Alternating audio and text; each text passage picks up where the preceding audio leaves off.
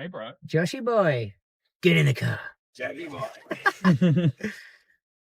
How is that seat alignment for you?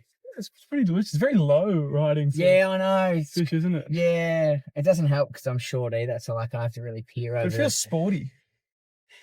It feels sporty. It's much sportier than mine. Is this funny? My dad Tiguan, my VW Tiguan dad vehicle. Yeah, I like that though. Yeah, but it's very versatile. It's very dad. Although it does have a bit of acceleration. I hit a Nepean highway. Does it go like shit off a shiny shovel? Yeah. How good's that? I know. That is so. Only an Aussie can get away with saying that. Go like shit off a shiny shovel. So mate, thanks for joining me. Pleasure, brother. In Driving DnMs. Mate, pumped. Before we go anywhere, pepper or spear? What? Pepper or spear? Pepper or spear? Mm. I don't even know what it means, but I'm going to go with pepper. Pepper, cool. I'm a spear guy. Oh, I got to film it because I just pepper or spear mint. I was like, are you going to hold your answer? Yeah. Because I just reckon, one, pepper mints just hit differently when you're in the car. We do. They're better in the car. I think there's a study I read somewhere. Belong in the car. If you're going over 20 k's an hour, mints start to hit differently. Really? No, I don't think so. You can find it online. And then also in the close confines of here, I Mm. don't know, I brushed my teeth. Yeah, I get it. Like 6 or 7 hours ago. That's all right. I had a decaf about half an hour ago, so I probably smell like chemical-driven coffee. Where we go? Click, clack, front and back. I was going to whip around. I don't know. But I'll indicate to get out of here. All right, let's get into it. What'd you have for breakfast? No, it's 2:30. What'd you have for lunch? Some leftovers from last night. Lucy cooked what she described as very dry chicken. Was it breast? Yeah, but it wasn't dry. It was good. Oh, really? And there was leftovers, and there was some rice and beans, and it was like, she always like bags out her cooking, like. Oh yeah, okay. And yeah, it's really like she really thinks she nails it, and she nails it every time. Like really, the fact that I come home, yeah, after a long day with clients or whatever, especially Monday, Wednesday, Thursday, yep, and I get home and there's dinner on the table. Honestly, it's not something I grew up with. Jeez, I think it's not something I grew up with. My sister and I used to cook a lot. Yeah, my parents worked really hard, really late. Yeah, and it's ever since then I've just felt like anytime I have a meal prepared for me and I don't have to wait and it's there on arrival, it's like this part of my inner child that didn't feel loved because it wasn't fed. I just feel like emotionally like loved, like wow. So deep, like it hits my heart, gets so big from it. And I think she's sort of going, oh, it's just fucking chicken and rice and some beans, like get over it. But I'm not going, thank you, and like sort of tearing up a bit, and like just just is such a big love language to me. It's the act of service that just meets my heart so profoundly, and it overflows. Love it. Yeah, big what is it? The way to a man's heart is through his stomach. Yeah, it is. It's really that. I'm just just a small town boy. Just an ordinary bloke who just needs to be fed. Yep. So, pretty simple, really. Yeah, I thought it was complex. So when you get on the tools and you're cooking, what do you like to cook? I'm cooking burrito bowls tonight. Yep. And I like to do those things like poke bowls and burrito bowls and those sort of things. Pretty like get all the colours on the plate. I'm pretty good with some Thai curries and stir fries. Not bad with, like, I don't eat a lot of pasta, but if I'm gonna cook it, like I do some like a mean, bolognese and all that sort of stuff. But I'm just like a basic bitch. Basically, like do the basics well from regions of the world that you can whip up 20-minute sort of food designs in. Like I'm not gonna do like some Indonesian banquet.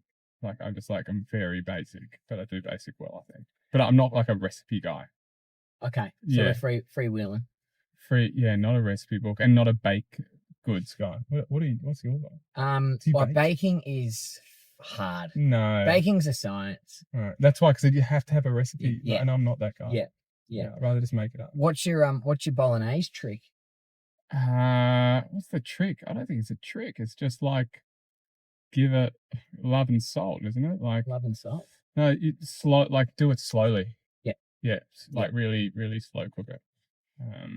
That's the thing. And I don't know. I'm one of those guys that like I'm tasting it as I go, and I go for some reason I just know it needs, a teaspoon of brown sugar. Yeah. Or something. That it's too acidic. It needs something to break that up. Or and that's the joy of cooking from the age of fucking 14. That I just like work it the fuck out. Yeah, I had to like use my sister and I just working it out. But on the flip side, coming back to the point of it, it's like it's just such a big love language for me. I just feel it's so hard to express. It's like because it feels so basic that it's just a meal, but it's like it's everything to me. It's more than kisses and cuddles, I guess. You're not an affectionate. I'm super affectionate. That's why. Like I'm the most affectionate, but yeah, like a kiss and cuddle. I'm not sitting there crying at it. Like I'm crying at chicken and microwave jasmine rice. Oh yeah. Yeah. And are you telling Lucy this? Yes. Okay. Of course. That's why I said she thinks I'm like, she's like, okay, like I get it. You're thankful. You're grateful. Like, yeah. Okay. Nice. Yeah. Well, that's exactly what I wanted to start off with. I'm always a snack and food guy. Why? I'm not definitely not a foodie. I just love eating food. It's just good stuff. It is good stuff. Are we going to drive through it, Mackie? Well, we're sort of near Oasis. Oh. Is Oasis still here? Yeah, we just passed it. Oh, we just passed it. Yeah, we could go get a little snack. Yeah, you should. We'll do a halfway halfway snack. Yeah, the other one that's great is Europa on Warrigal Road. Seen Europa? No. We should drive. We should go there. Yeah, okay, we're gonna go there. That's unbelievable. What sort of things are we talking? It's like are you gonna surprise me? Yeah, I'll surprise you. Surprise Yeah, cool. We'll do a snack halfway. All right. Yes, thanks. Now, do you mind if I do a bit of a hype up and let people know who you are? You can hype me up. And then I'm not going to hype. I'm not going to hype myself up. Okay, so I'll keep it simple, but I'm going to go straight to the top. Mm-hmm. Josh, because I didn't know you 2 months ago, and that's not what attracted to you wasn't this, but you've played the Phantom in the Phantom of the Opera and Jean Valjean. Yeah, in Les Mis. I did a podcast the other day and someone just said John. And you played John in Les Misérables. Yeah, that was so good. Johnny boy. And what I found out is I used my PA, Claude. To find out, how hard is it to do these things. And it reckons only 10 people in the world might be able to play both. And you've done that. So you're like the 1% of the 1%. And for the equivalent in a sporting terms, it's someone like Rafa, Joker, Novak, or Gary Ablett Jr. winning a Brownlow at Geelong, go Cats, and then a Brownlow at the Suns. Like we're talking an elite performer. And that's part of what you do. You're also an author. You're also a high performance coach. That's what you do. Mm-hmm. But what attracted me to you is that we were I'd never met you before. And 2 months ago, we were in an International Women's Day workshop run by Tomorrow Man and Tomorrow Woman. And it's called Cry. And it's called to Cry. Is this Warrigal? Yeah. Yeah. And we were talking about the workshop was around women's safety. And what became apparent for the almost 100 men in the room is that it wasn't that men go from 0 to 100, and that's 0 to violence or assault or rape or harassment. It's that there are stepping stones along the way. And a lot of us realized, me included, is that there are things that we're doing that we think are harmless, but are the stepping stones to potentially causing harm. And one of the things that got brought up time and time again was about men, me included, seeing and being in WhatsApp groups or group chats with boys that tell misogynistic or sexist jokes or unfair jokes. And you put your hand up in one of these big group shares and said that you put a stop to that in one of your WhatsApp groups, and you said, why are we doing this? Are these the men that we're going to be? Are these the type of jokes that we're going to say, like, we shouldn't be doing this, we have to stop? And it divided your group at some point in time. I'm like, that fucking guy is a guy I wanted to talk to. So then when the group all broke up, I chased after you and said, hey, can we do some partner group? Because it was that fact that you didn't want to have to try and keep up by punching down, and standing up for what you believed in, and standing up for people that weren't there. In that case, women. Was like, fuck, I need to speak to that guy. That guy, he's got some good shit to say. And I had no idea that you were author, performer, podcaster, high performance coach. You were, for me, just another guy. And that's what we are deep down. But it was so cool to see. And that's what attracted me to you in the first place. Just by putting yourself out there, not only in that massive group, but in front of your mates, whenever you did that. Yeah. I think, again, that I love that that's what sort of has connected us. And that moment of sharing that with mates, like, it's probably there'll be other guys who are listening who want to do that or have done that, and they know the sticky, uncomfortable feeling around it, because it speaks to like a fear of disconnection. And I think the basic human desire is to belong to something. We're tribal. And so that tribe is in mateship. Yep. And then you do something that could potentially risk severing it because of your values. But also knowing wholeheartedly that you've and I have been a part of the problem. Yeah. It's not like I'm just coming in squeaky clean. No. Going, oh, I've never behaved like that. I've never, I've been a teen in my 20s and done all sorts of things that bring up shame and whatever. And it's shame because that's also the fear of disconnection. Yeah. Shame is, oh, you're going to find out out about me, and you're going to not want to be my friend or be my partner or know me. Yeah. So it brings up heavy stuff, and you go, well, who am I to sit on my soapbox and say this isn't cool or be righteous or whatever, and I can get caught being righteous. That's what happens when you're sitting on the coach box. Yep. And my partner will pull me up for that. So look, it wasn't easy, but it just got to a point where I was like, I just can't with this anymore. There was also sort of there was other moments where other images of other people at times were getting put into the group, and they were just paying people out for the sake of paying people out. And I'm not like, I hate punching down. Like, like the universe is responding to that energy. That is not good energy. It's like, and all it is like judgment is around your own inadequacies. It's a projection of your own inadequacies, that level of judgment. Yeah. And it dates back to probably late primary school or early high school, where typical bully antics are to treat someone else like shit because you feel like shit. And so that by suppressing them or pushing them down, suddenly, by virtue of that fact, you've risen. Yeah. But it's the simplest, most basic, most it's just the shittiest way to do it. Yeah. And so this picture that got posted was a picture of Taylor Harris. Yeah. The footy player, and she was booting that ball. It's like an iconic image. And there was that stuff on social media about it, and they played into that. And I just had enough. And so I just called it out. But it did result in a severing of a friendship. I got called righteous a couple of times. And it took years and a lot of courage to reestablish that friendship, which is now a really strong friendship again. So the group of 4 got disbanded into 2 groups of 3.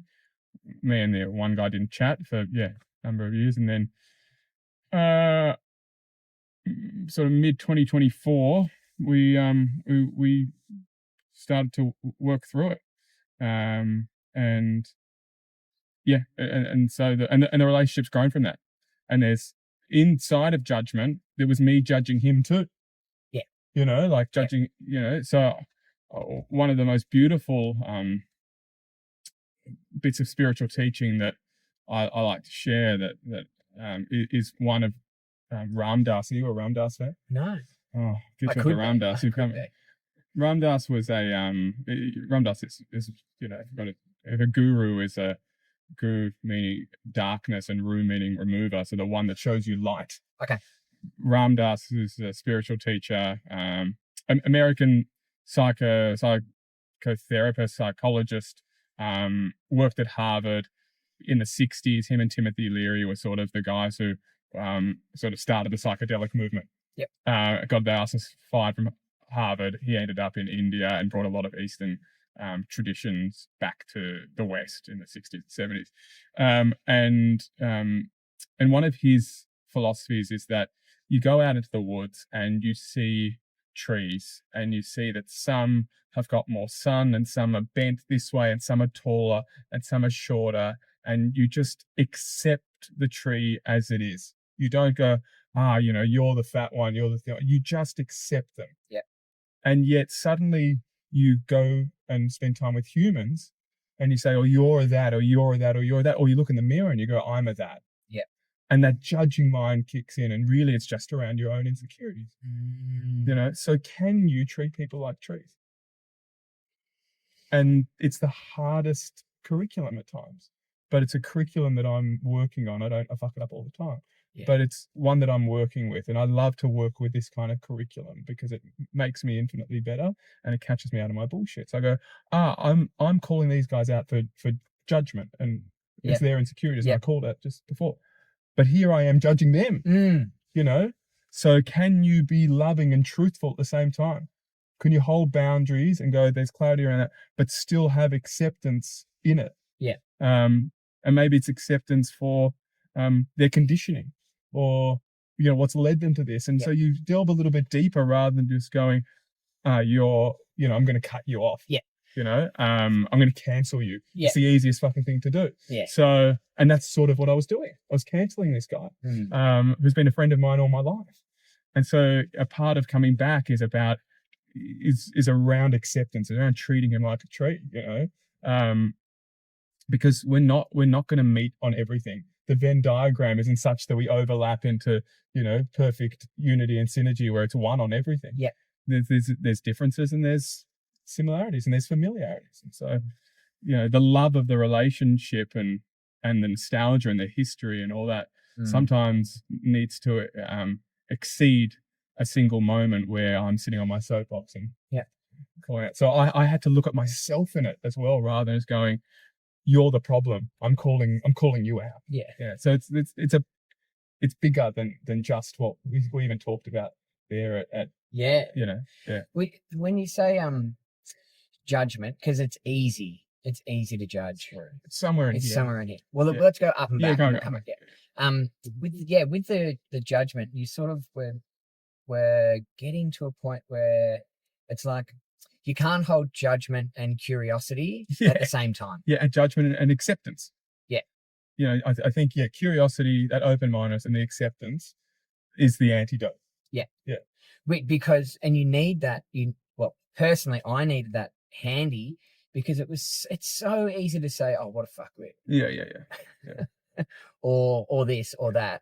But it's a great one to catch it and go, oh, what a fuckwit. But maybe it's this. Yeah, or why? Yeah, or why? Or where does that come from? Yeah. And have boundaries for the action. That you go, that I don't rate that action. Yeah. Or those words or behaviors. But have compassion for what may have led to it. Yes. The conditioning, the wound, the whatever it is that makes one behave in a certain way. Yeah. So be able to hold these two truths simultaneously. It's like, how can you be a bridge between both? Yeah. And hold space for both. And really that's the sort of, that's the elder's way, isn't it? Or the shaman's way, one that can hold between the polarities, but between maybe the spiritual world and the very ordinary world, and like be in both, or have a foot in each. Yeah. In fact, that is, I learned this from a great mentor of mine, Asher Packman. That is the origin, the etymology of the word weird. Oh, really? Yeah, it's a Welsh word, WYRRD, meaning to have one foot in each world. Oh, great. Isn't that great? So if you're a weirdo, it's like a bit this, a bit like, and being able to hold both in each hand. Like, I fucking love that. That's so Yeah, so you want to be weird. Yeah. Yeah, you fucking be a weirdo, because that's how you, you know, sort of remove yourself from a judging mind. Well, I know you're a Ben Crow fan. Oh, definitely and Ben Crow fan. A disciple. Yeah, a disciple. Would you say disciple? Ben is Jesus. Jesus, Mojo Jesus Crow. Yeah, I did some work with Crow for a few years and got plenty out of it. And at time used some of his. Weird, isn't he? Oh, yeah, embrace the weird.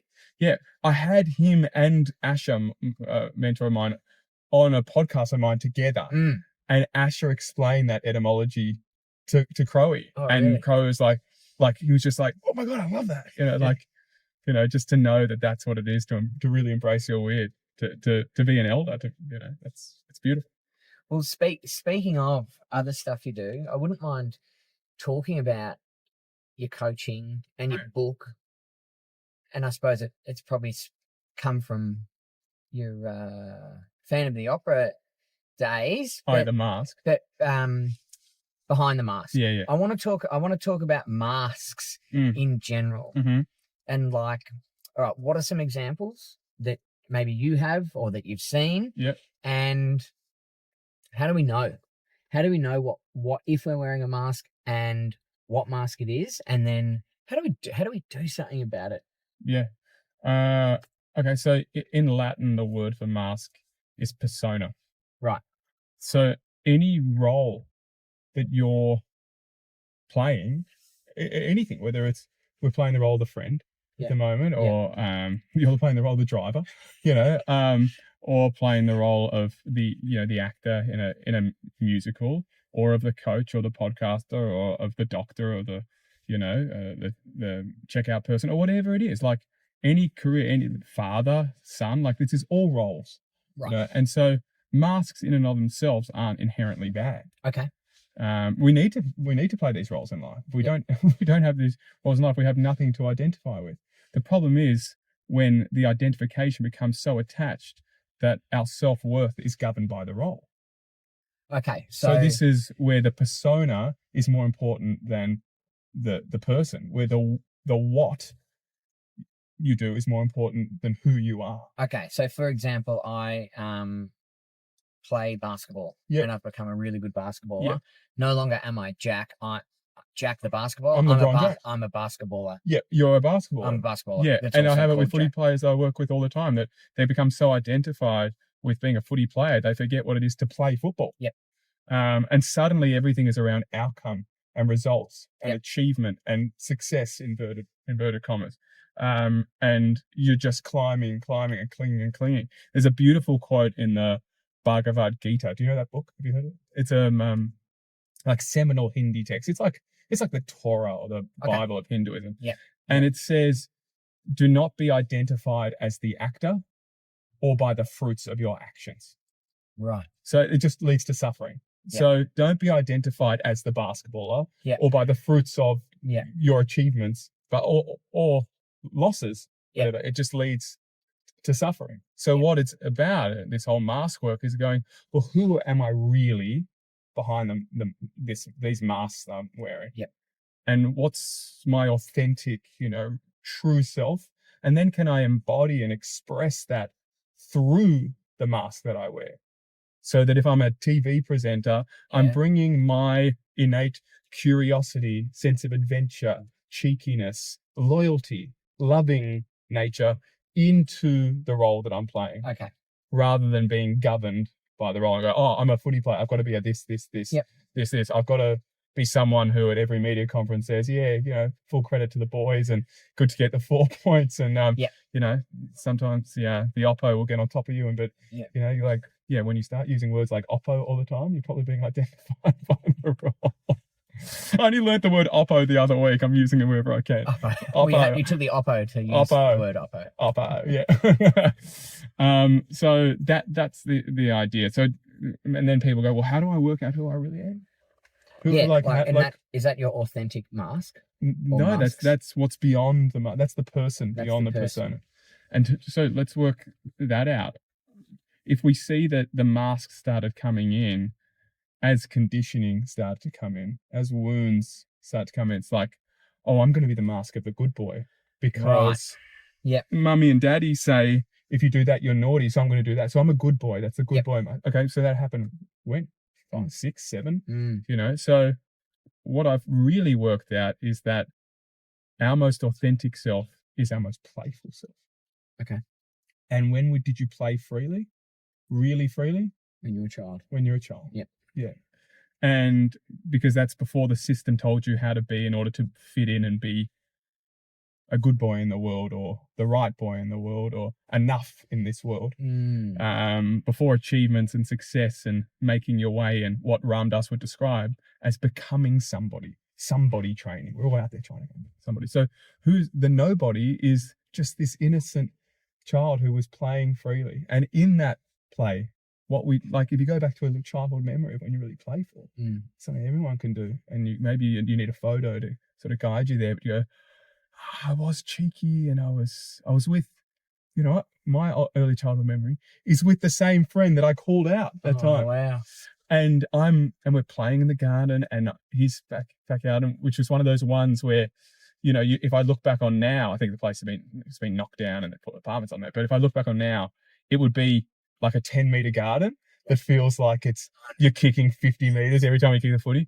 But I was cheeky and curious and affectionate and adventurous and loving. And I know when I imbue anything in my life with those 5 innate qualities, there's a level of authenticity that resides within it. Yeah. And so I catch myself in that. Okay, I went out there on stage the other night. I lost all of that because all I was trying to get was love from the audience. I was trying to get something. This is true. This is. Oh, wow. Well, no, not the other night, but you know, recently. Well, probably 3 years ago, playing, okay. You know, playing John in Les Misérables. I wanted to get something from this audience. I'm being identified as the actor and by the fruits of my actions. This isn't working. This is burning me out. Instead of going, okay, let's imbue who I am into what I do. And suddenly life becomes so much more free and beautiful and meaningful and rich, fulfilling, and suddenly you start moving further towards purpose, where life becomes like, it's not about what I can gain from it, not what the fruits of my actions gain. It's about what you can give to it. I mean, you're already in that place, living a really impactful life of positive contribution towards others. But for a lot of people out there, a lot of their suffering comes from wearing masks, having no sense of who they are behind the mask, and of trying to just get from the world. And so, what are some examples of masks? Like I can think of maybe like being a perfectionist. Yeah, the perfectionist mask, the people pleaser. Oh fuck, I've worn that one enough times. Yeah, I mean, they're all roles that we're just playing. You know, it's not us, because we're going, okay, if I do this, then I'll be liked. You know, it's about what I can get from the world. It's the fruit of my actions. Yeah.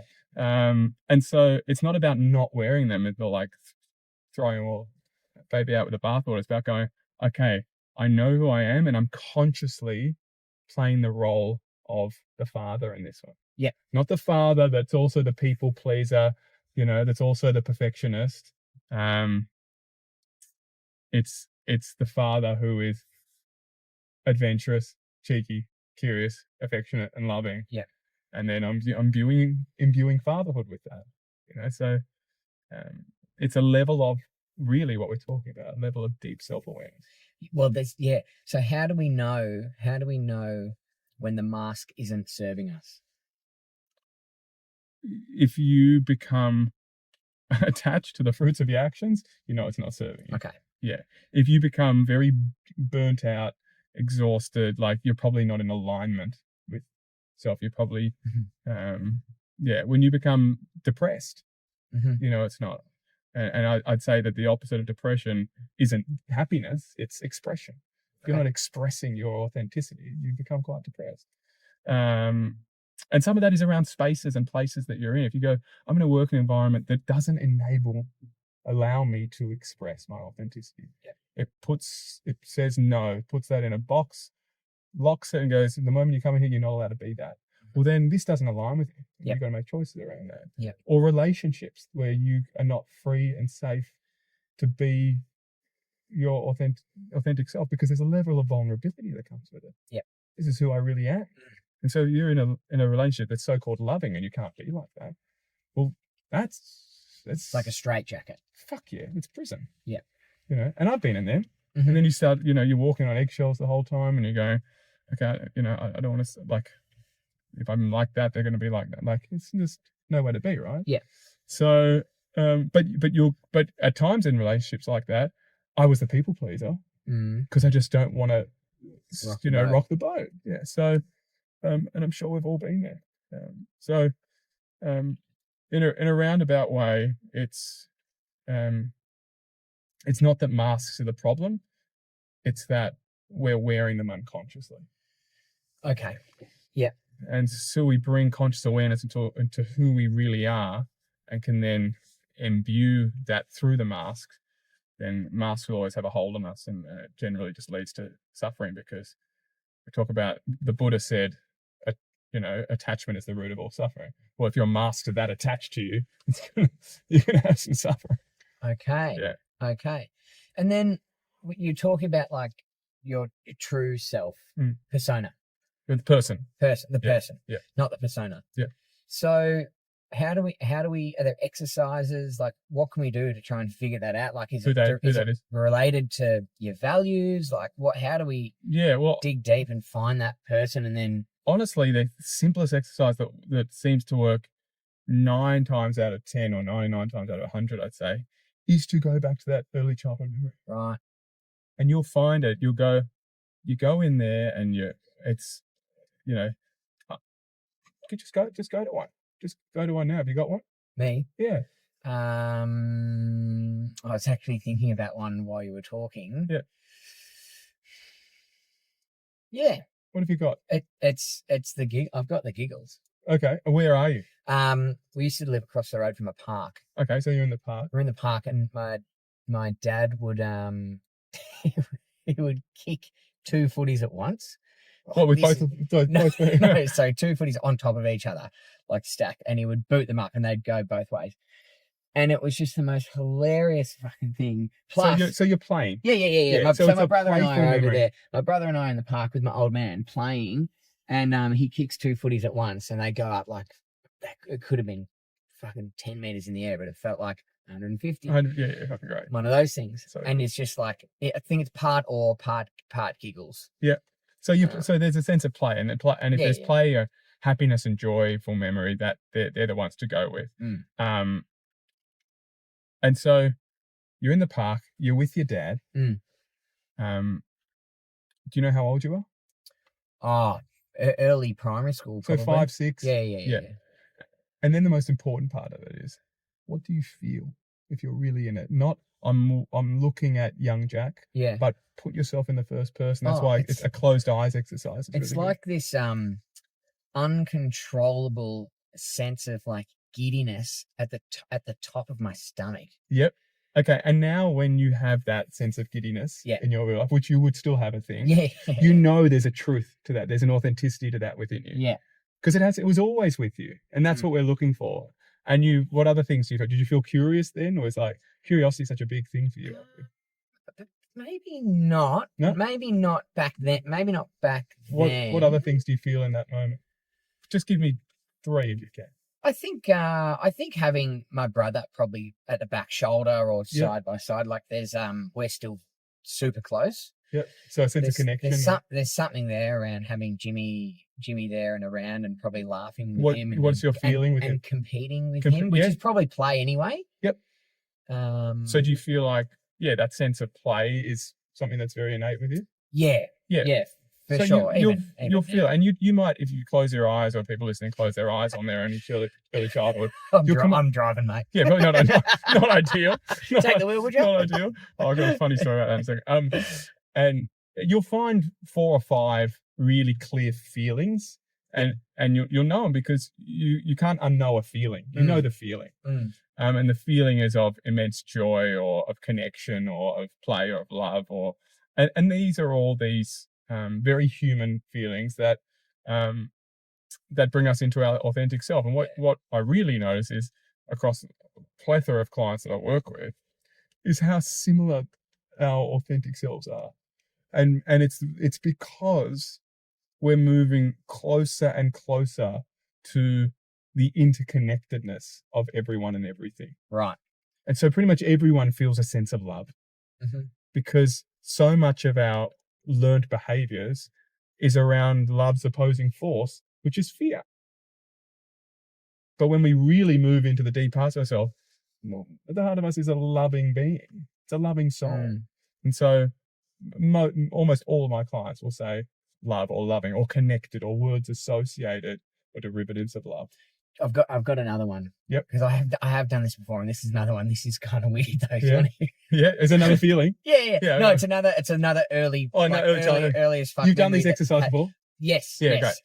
And so again, my younger brother and I, we're 2 years apart. We would have been 3, 4, 5, 6, 7, those sort of ages, and we'd be staying at my mum's side of the family, grandparents, and we'd have our bath time and shower and shit, and we'd come out naked and run around the house or whatever. And our grandpa, he would get tongs out of the kitchen and start toasting around. Searching for the snags. This is a platonic family. It's nothing. No, but creepy that's all like part of the game. But it's of just family. the most ridiculous things that he's trying to chase some silly sausages. two boys around with tongs, and my mum and grandma so good, pissing themselves so as well. good. Like just silly shit. And this is just silly. That's it. It's silly. It's silly. That's what it is. Well, yeah, that's what it is. And that's probably it's a part silly of and plain. Your authenticity to it. And I think a part of what is so endearing about you, Jack, is that you can be playful and silly, and then juxtapose that with something really deep and profound. And you've got range. You got that. You got that big flex, which is so beautiful. Well, this has come to my next point. Where do we lose it, and why do we lose it? I think you mentioned before at that intersection there. Is it you as a young boy, then you start get exposed to the world, and it might be through older brothers, older men, or maybe older sisters, telly or whatever. What is it that's beating down on us to pummel that play down, pummel that silliness down, pummel the love and the connection and all those good things that you mentioned? And like, what is it? What is it? It's a system that we're all in. Okay.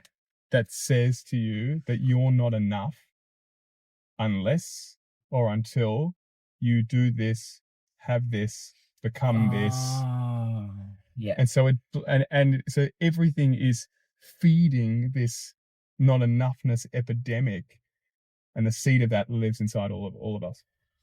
Oh, so it's not like so then you're not enough just as your authentic self. You've got to get the bigger house. Yeah, you've got to get the car. You've got to get the car. Yeah, something like this. Better wear that. You've got to look like this. Your partner has to look like this. Your job needs to be this. You need to have this amount of money. You need to, like the bigger tits, the better. But like whatever it is, it's like until I or when I or unless I'm not enough.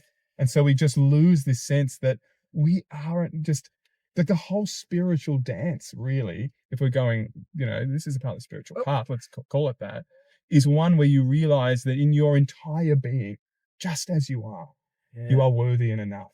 And if you were to really embody that, you wouldn't be going around, and it's not saying that material things are bad. There's nothing wrong with needing a roof over your head and a nice car. Like, it's fine. But when they govern your self-worth, you're cooked. When I get that car, I'll be happy. Then you get the car, you're like, that lasted 6 months. Which is why so many high achievers, high performers, like myself, and ones that I work with, have the suffering of success, which is the emptiness at the top of the mountain. You finally get there and you feel like, oh, it's this. And then there's a beautiful David Brooks book, The Second Mountain, which is really about the fact that, you've got to climb that first one to realize it's not it, to go into the valley of your shit in a real hero's journey sort of way, and have your trials and tribulations, and maybe meet Yoda on the way, or your version of it, your guide, to then guide up the second mountain, the mountain that never ends in life, which is one of impact and contribution, and it's not about gaining, it's about giving. So is it It's a simple human sort of recipe each and every time. But like, is it as simple as saying it's the system, or is it comparison? And I know, but comparison's part of the system. Crowley says this: it's a comparison is a thief. Joy. It's a thief of joy. I know probably the Stoics are pretty good on yeah. that one too. But like, it's so that comparison is a part of the system. Yep. But I think it's also an inherent part of the human condition that we are born into this body, this form, with this thing called an ego, or a conceptual mind, and that it's part of the ego's predicament, and a part of the curriculum of becoming a more expansive, or for want of a better word, enlightened human being, is to see that and not be attached to it. Okay. To have some awareness around and not get caught in its trap. Yep. And you're going to get caught in its trap. Yep. That like, I'm not a jealous guy. I'm not a jealous guy. That guy's looking at my girlfriend and I don't like it. It's all of this. Like, and so just to sort of really, really dance in the imperfection of it. That you go, I'm going to have times when I nail this. I'm going to have times where I suck balls at it. I'm going to have times where I feel like I'm just so enough. I'm so in my authenticity. And at times where I'm like, but I'll be a better human if I buy those jeans. Like, it's all just seeing it as part of the dance, which is, there's a beautiful Sanskrit word, lila, Lila. Yep. So it's, always like to take things back to ancient wisdom and ancient languages and stuff. And lila means the play or the dance of life. Okay. And to be in that play of it and just go, and what is to play? To play is to be imperfect. Like, you can't, if you want to be perfect, you're not playing. Yeah. You've got to make mistakes and you've got to fuck it up and you've got to risk doing that. And that's some courage and some learning. And like, that's play. So being the play of it all, take it all seriously. Don't take yourself too seriously. Yeah. You just reminded me, brought something up for me that I'm going through. Can I have a minute? Yeah. To say fucking go. A bit honesty hour. I know I talk to this with my mates and people close to me, but like right now, like I'm in this. I go in and out of this comparison trap because I've been trying to get this It's Cool to Cry thing off the ground for 3 years. Like, I haven't had a paycheck for 3 years, like living off savings, part-time jobs, fucking selling shit off Marketplace, all this sort of stuff to try and make Plan A work, which is It's Cool to Cry. And I think not having money in your late 30s is fucking not, it's just hard because you see people around you buying cars or going on more holidays, nice meals, renovating houses, buying houses, or just having the freedom just to say, oh, fuck it, I'm going to buy that X. And it's this comparison thing that it hurts sometimes. I knowing full well that I could go and get a job, or I could have got another job and not given this It's Cool to Cry thing a crack. I know that I've made my bed and I know that I've got to lie in it, but it doesn't make it easy when, well, maybe things aren't going very well and you can't get numerous wins on the board, or back-to-back wins, or back-to-back-to-back wins, and it just makes it harder because you look around, you go, oh, fuck. But then I also compare to myself where I was 3 years ago, and I was fucking miserable. Like, I'd be waking up, going to work. I'm smiling at that, which is... I'd wake up with anxiety and dread, and I'd fucking have these, what I think was the closest things to panic attacks that I've ever had. Maybe they were at my desk going... This isn't it. Worse, like, you're shit at your job, you'll be shit at the next job, you're unhappy, you'll never be happy, this over and over and over, fucking whizzing around. And, trying to do all the right things, early nights, exercise, therapy, fucking cold showers, through the works at it, exposure therapy, talking to the people that were making me feel like this. Now I wake up with stress and excitement, which is a far better duo that I think for me to wake up with. However, yeah, it doesn't make it easy sometimes when you look around and being part of the system, but also there's a power in that. Like, I can't blame the system. The system is there, but what can I do within the system? I can just take myself out of it and say, you don't have to keep up with the Joneses. You don't have to do that. You can, you were saying, dance. Yeah, you can dance, like, play. and there's going to be shit bits and there's going to be good bits. So need reminding sometimes that that's what's happening. Yeah. Where these food places coming up again? Yeah, I was just getting the this one. Yeah, it's coming up. No, not quite this one. It's a little bit further.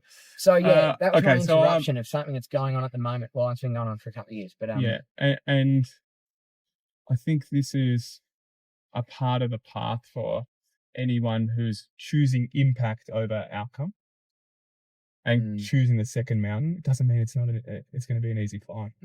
No, you know. But the first one was a pretty fucked climb too, because you're there being miserable and anxious and panicky and whatever. But you know, universe is not here to make life easy for you. No. But it is here to provide you with a curriculum through which you grow and expand. If you choose a loving path, and even if you choose a charitable path, it's going to ask you to expand. So I don't think this makes it easier, but it does. Do you wake up fulfilled, and do you go to bed fulfilled? Look, like, is there a sense of fulfillment, even if there's not a sense of somewhere in here? Even if there isn't a sense of zeros in the bank. Look, yeah. Do you feel like you're contributing positively to the world? Yes, sometimes. But does that fill you up? Does it fill your heart up, even if it doesn't fill your bank balance up? It's nice to do, but I get maybe an equal or maybe a nicer feeling, or better. Nice, such a shit word. Better feeling, when I do something small for mates or for friends. Yeah, that's still or for family. Like it's still the same, isn't it? It's the same. Like it's just that thing, and like and this might come from my folks. Like Dad, he was a helper. Mum was a helper. Like, and that maybe that's where it's come from. I've seen it modeled over and over again, and that just is it. If you're helping someone, then that's what helps me. So this is a good thing to do. This is the right thing to do. This is what helps everyone get on with their day and their week and their life. Yeah, rising tides lift all boats. Oh shit, it is. Rising tides lift all boats. Yeah. And then there's still this thing. It's like, I want to make a buck. Well, yeah, fuck. Like, do you believe the bank needs money? Yeah, this car. Yeah. Do you believe you deserve to make money? Out of this or anything? Out of this career? Yeah. Like you believe it took me a little time to get over, like, just here on the right. Over the feeling like a bit grubby making money out of mental health. But like, what am I going to do? Go back and sell fucking door handles or whatever? Or am I allowed to make good money doing good things? And I've learned, and after speaking to a lot of people that have started not-for-profits or profit-for-purpose businesses, they're like, Jack, no profit, no purpose. You can make good money doing good things. And the more money you make, again, not making any of it, the more money you make, the more people you can help. So yes, I 100% believe that I can and should be able to make a living. I'm not saying buy a better car, not saying buy better houses and shit, just make a living out of It's Cool to Cry. Yeah, and I believe you deserve that too, because it's so beautiful and amazing what you do. I'll just say it again, the second mountain doesn't make it easier, but it is a worthwhile and fulfilling and enriching and meaningful mountain to climb. At some point, something turns in your favor, even if it's not what you want, it might be what you need.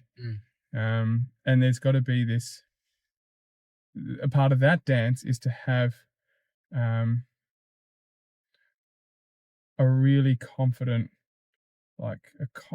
relationship with the unknown, which is really what we call trust. Yeah.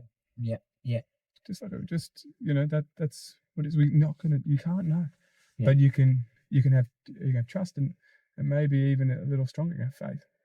Yeah. Faith in the unknown. Up this mountain. Yeah. I don't know what it's going to look like, but I have faith that if I continue this path, it will bear fruits that I won't be defined by. Yeah. Yeah. Snack break? Snack break. Snack break. Snack break. You're back in the room. Okay. Snack break didn't happen, but. Well, it just didn't have the snacks that we didn't wanted. have the snackies. Yeah. Do you want another mint? Oh, I'm gonna grab another mint. Have another mint. Isn't it sort of interesting that in the that's car a tricky one. a mint becomes a snack? Yeah. It's like- I'll join you in Peppertown. Yeah, you want to go? Chuck Pepper us a pepper one. Oh shit! Oh shit! It's an overload of pepper. Oh god! All right, hold on. I'll really fuck this. There you go. You can have 3. Oh, thanks. So much pepper. So much pepper. Okay. So, Joshy boy, Mm. I want to go back. Oh no, we want to talk about gratitude. Oh yeah. So Talk to me. I have this theory that a part of the enoughness thing, or the unworthiness, is an over focus. We're placing too much of our spotlight on what we don't have. Right. Gratitude's amazing because we can't simultaneously live in a scarcity and abundance mindset. Yep. So gratitude is an abundance mindset, effectively. It's saying, this is what I have. I have this. And I'm appreciative of the fact that I have this. Mm. And we could focus all day on all the things we don't have, which leads to comparison and all sorts of other unhealthy things. Or we can focus on what we do have. And in focusing on what we do have, there's a realization that we have and are enough. It's why you go to certain parts of the world where, people have so little. Yeah.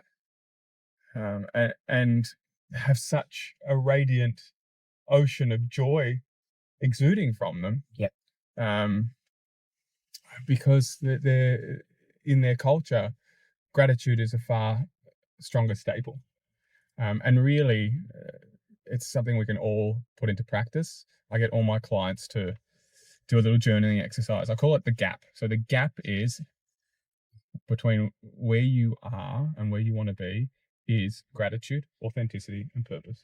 So start with 3 things that you're grateful for, but not just fucking, I'm grateful for my house, I'm grateful for my friends, I'm grateful for chocolate. Like it's got to be a felt experience, not just another journal you picked up from a local bookstore and it says, right, 3 things you're grateful for. So you've got to meditate on it. You've got to sit and feel into it, whether it's eyes open or closed, because gratitude's a feeling. So if you're not having a felt experience of it, you're not having any sort of chemical shift in the body. And what we want is a chemical shift so we can have a neurological shift, because gratitude in 21 days, a gratitude practice, that a felt experience of gratitude practice has proven to change the wiring of our brain into a more of an abundance mindset, which is really powerful. And then obviously the authenticity piece, which we've talked about, and the purpose piece. So 3 things. I get to write down 3 of your words, those words. And if you haven't found what your absolute purpose is in life, and that's the work I do with people, I think it's a profound work, write down 3 ways that you could serve others to add to their lives in a positive way, to contribute or impact them positively through your authentic words. Right.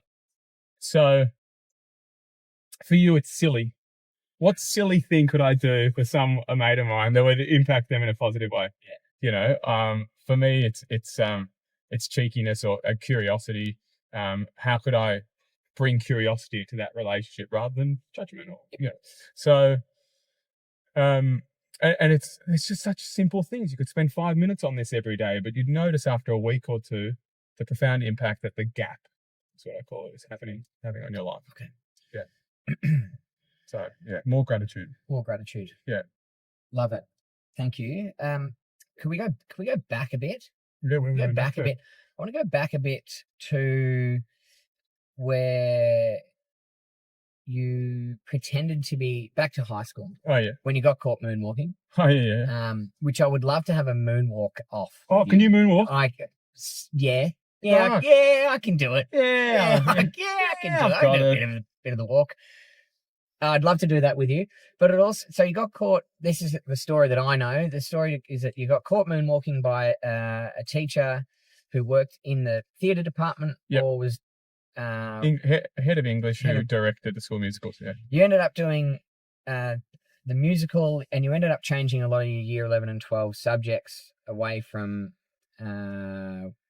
science, Yeah, more maths, science. that stuff, Yeah. and into theatre. I and drama. thought I was gonna do, physio or something I think like every sporty guy ever that. reckons So they're I'm going to gonna do physio. I know. I was the same. Then I I was gonna do wasn't smart enough. physio. Yeah.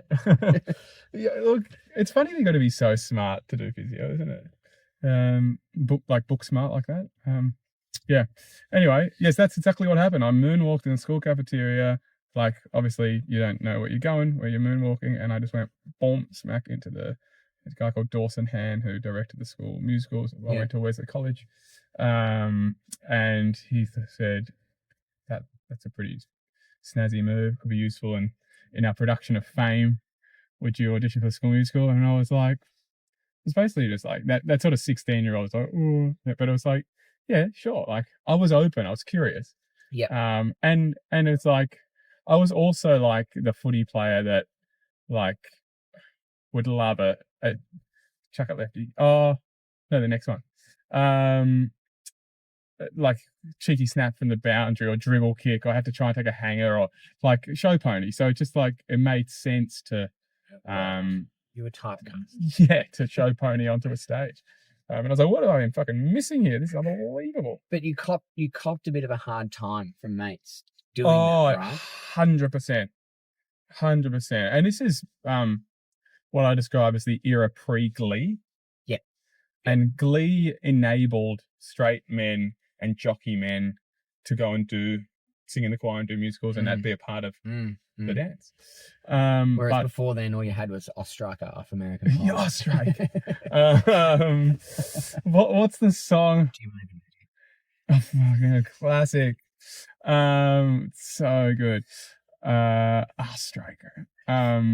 So yeah, I got a lot of stuff, and you can imagine all the things that you said. You're a fucking puff day, you're a fucking fag. Yeah. All of these sort of things. It got so bad that I actually came out to my mates, just to shut them up. Just said I'm bisexual, and they're like, "Prove it. Who have you been with?" I'm like, "No one." They're like, "Well, until you fuck a guy, you're not." Like, it's just all of that stuff. I was like, "Fuck, I can't even." Like, either way, I can't get out of this. Like, they're just gonna, and then, but they're the mates some of them are the ones who are the first to book tickets, to anything I do for my entire career. Yeah. And have been, generally and genuinely, really supportive. Yep. But it's just a part of when I look at the judgment thing, it's a projection of whatever discomfort resides within them around it. It's them going, I don't have the courage to get up there. I like that scares the living pants off me. Yep. So what I'll do is I'll give him shit for doing something that I'm scared. Like, that's just schoolboy and very unself-aware. Yeah. Behavior. It's a bit of the laws of the jungle high school. It's eat or be eaten. So you copped it. How was that? Hard. I'm a really sensitive soul. Yeah. Which is a part of my superpower, because it's meant that I can really delve into the human experience and really understand things from a deep emotional standpoint, and then go out there and inhabit characters in that way. So it's a gift as an actor and performer. But I've had to develop a thick skin on some fronts. Yeah. And be more resilient to understanding that you are always going to live on a subjective sort of spectrum in people's worlds, both as a human, and being and human doing, from adored to despised, and people who despise you for whatever reason, whether it's your performance or who you are going to say nasty things about you and to you and behind your back. And I just had to learn that, it's always a projection of where they're at. It's actually got nothing to do with me. If I'm behaving in a way that is, loving and authentic, then, like, I'm just not going to controlling the narrative, what others say about me. I just can't. But at that time, I didn't have the wherewithal, the means to really comprehend that or embody a better way that could help me. Mm. And I just hurt. I was just a 16-year-old boy who would hurt over there. Yeah. But it also fueled me. And I'll fucking show them type thing, even if that's really ego sort of. Really? They're like, no, I'm going to fucking make it. I'm going to fucking do this thing. I'm going to become an amazing singer actor, and I'm going to play some incredible roles, and I'm going to have the last laugh. Like, there was that ego thing too that feel cooked in me. So, which didn't last, but it certainly was a part of some initial fuel. Yeah. So what were those feelings like when you were, 16, 17, and you said, well, my mates have sort of just turned their back on me? Well, it's not like a full turn their back. It's like you're a part of the tribe. Yeah. But you get shit in the tribe. You're the one who cops stuff. Yeah. But everyone's the one who cops stuff. Everyone's copping shit for stuff. This is the thing I cop shit for. Right. But I may be more sensitive to it, or that I would express the sensitivity more, and others would just go, like stiff upper lip about it. Yeah. It's not necessarily the words that are said. It's who you're saying to them and what their capacity is to handle those words. My capacity, with my sensitivity, was quite low. I still get times like there's things that like Lucy will say to me at times. Who's the most beautiful, loving human, but she might say in a way that I just go, oh God, that just like cracks me open in a way. Really? Yeah, and I'll just go, oh, babe, can you be softer with that? Because I'm just like, that just brings up something for me. Like it's just presses on a little wound, or that's just like a drop of, metho on that wound. Like, and the fact that I can express it like that in that vulnerable way, and she'll go, I'm not being malicious. I go, I know, it's not what you said, it's how you said it, or something like that. And to have a language around that, and to understand yourself, and to be in a loving relationship where someone understands you. But if you said that to your friends at 16, hey guys, that's just like, it's not necessarily what you said, it's how you said it. It's like, and I know that the trigger isn't you triggering me, it's my own stuff. My own inadequacies and my own not enoughness, and my own self-worth stuff. But do you think you could just soften the way you say that, especially in public places? And like, they just go, yeah, see, you are a fucking faggot. Like, so like, that would have gone down like a sack of shit. Oh, so I don't wish puberty and teenage years upon anyone. They're the most brutal. They're so fucking brutal. Oh yeah. Because kids are fuckers. They're savages. Yeah. I just hope to raise one that's just has the kind of heart that doesn't want to engage in that. That's it. But the kind of heart that's strong enough to withstand it. So that's the kind of dad I want to be, or this kind of child I want to raise. Yeah. And you'll have meals ready for them when they get home. Oh my God, so many meals. so many meals. So you mentioned a sister at the start. Is that your older sister. Yeah. Are you tight? Super tight. She's got 2 boys. Yep. And a beautiful hubby, Nick. My sister's Lara. 2 boys, 12 and 10. Little legends. Feel very tight with them. Very, very tight with them. What's your sibling, niece, nephew situation? I've got a younger brother, Jimmy. We're Irish brothers, almost 2 years to the day, born apart. Why is that Irish brother? I heard someone say that the other day. What does that mean? I think it's Irish twin. Irish twin. It's when you're born on the same day but a year apart with a sibling. So you're 1 year apart or 2 years? We're 2 years apart. Okay. So you're born on literally the same day, 2 years apart? 2 years, 5 days. Yeah. Okay. Except. So really, hold up. It's not a year apart and it's not the same day. So really, you're not Irish twins. Nah. You're just born 2 years and 5 days. Plus, Josh, here's the kicker. I'm a Virgo and he's a Libra. And if you met him, you'd know he's a Libra. Really? I don't know. I'm not a star sign guy. Okay. So are you? Well, it's another way. It's another mask to wear, isn't it? It's another way to identify. Oh, really? Well, if you go, you can go like, he's couldn't be with him. He's a Scorpio. Oh yeah. Okay. Yeah. Well, Yep, you're going yep. well, judgment by a mask, you know. Judgment by a mask. Yep. Yeah. We're constantly, using like we all the minorities stuff that we do is mask stuff. Anything that's around identification is mask stuff to get back at. But when we get to zodiacs, it's sort of like there's 12 to wear, and then if you're really dealing with a zodiac type person, they'll go, it's not 12 because if your sun's and then your moon's in that, and your Mercury's in that, there's infinite. And you go, oh God, okay, we're just now 12 masks turn into 12,000 masks. Fuck. Okay. Yeah. But it's Jimmy and I, we're close. He's moving away for a little while. He's going up to live in Queensland for 6 months. Oh, how's that? Which is cool. Yeah, he's doing a little adventure up there with he's got a daughter and his wife, which is cool. How old's the daughter? Goldie. She's 3 in September. Cute. Yep. Yeah. What a delicious age. Yeah, she's a ripper. She not hated.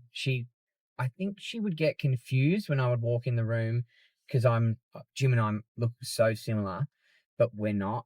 She would recognize the difference, but be wigged out by the similarity. So she'd bawl herself.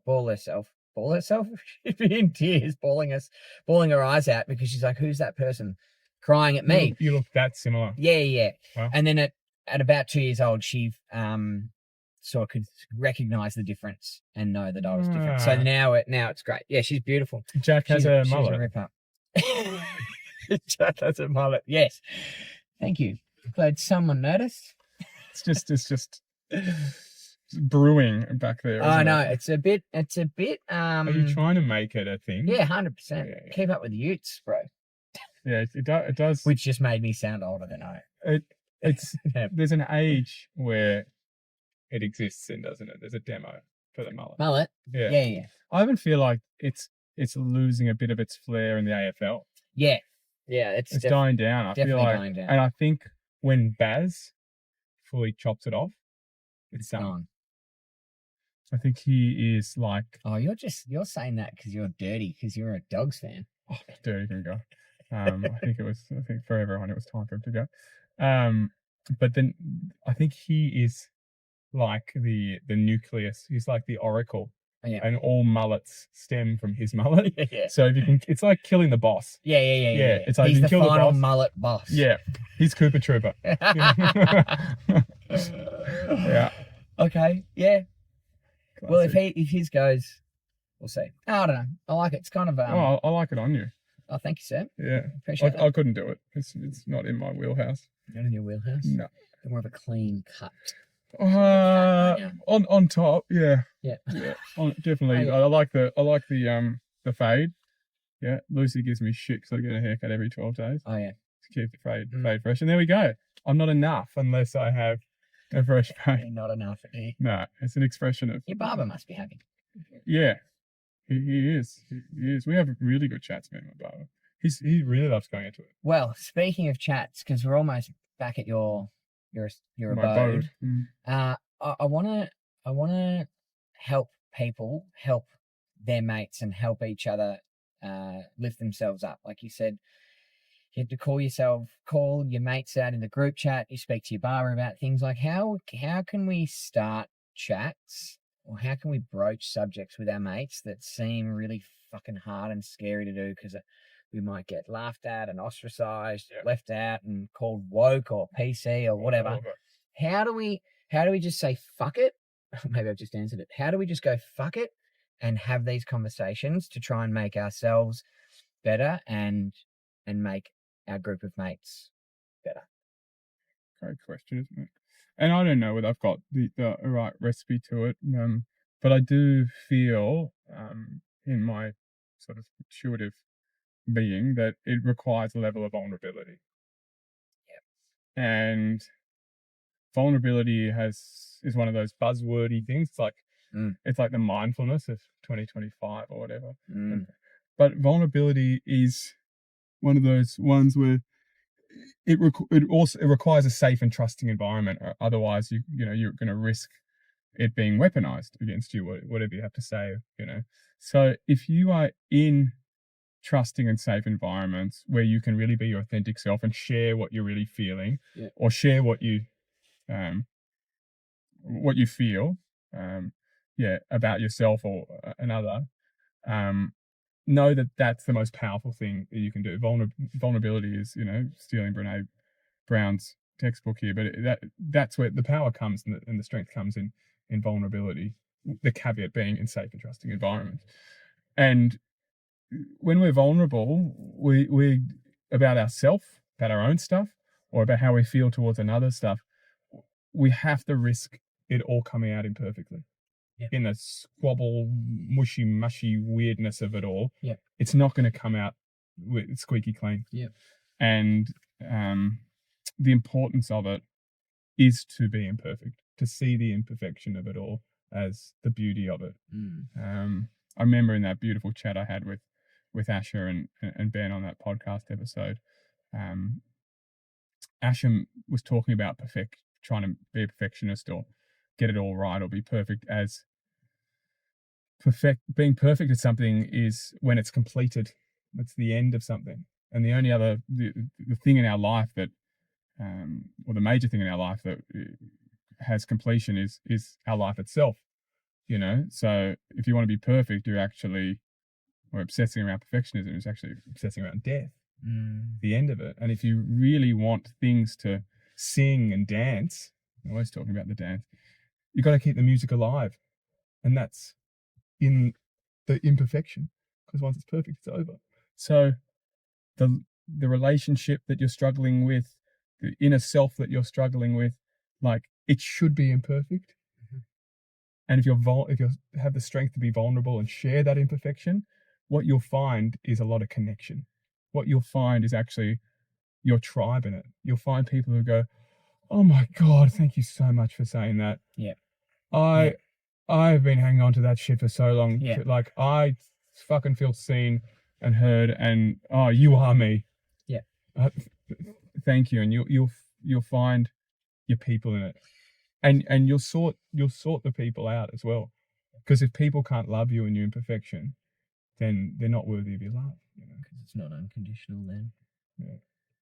As much as I hate that saying, just because I think that love inherently should carry no conditions, but you'll sort it out in it. So our life requires that vulnerability.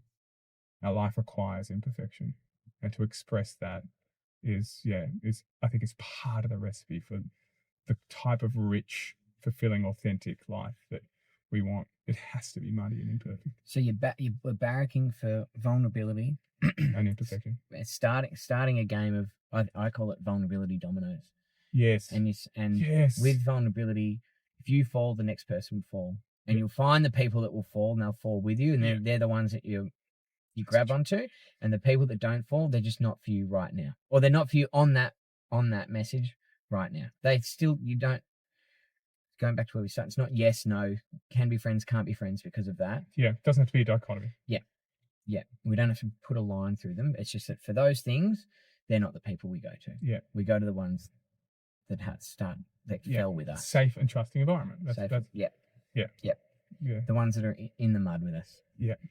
Because the moment we're together in it, it feels safe. Even if it's the muddiest, shittiest thing, you feel like someone's there to hold you up in it, and you can hold them up. Beautiful, brother, mate. Thank you very much. What an epic DnM. You like that? I loved it. So much good stuff in there. Oh, mate, that was sick.